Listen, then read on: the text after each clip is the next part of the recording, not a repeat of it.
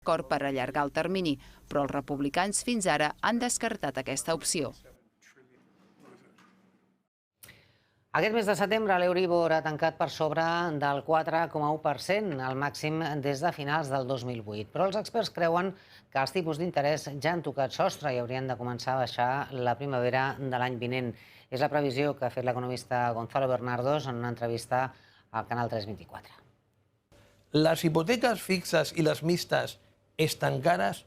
Rotundament no. Amb el context financer estan barates i avui en dia per tots aquells que tenen una hipoteca variable és una fantàstica opció subrogar-se o canviar-se d'hipoteca. Jo a la gent que vulgui comprar li recomanaria que comenci a testejar el mercat i que sobretot faci ofertes. Aquestes ofertes que siguin a la baixa i comenci la negociació. I en una situació normal la teva capacitat de negociació està en el 5%. En aquest moment arriba en molts casos al 15% i en alguns fins al 25%.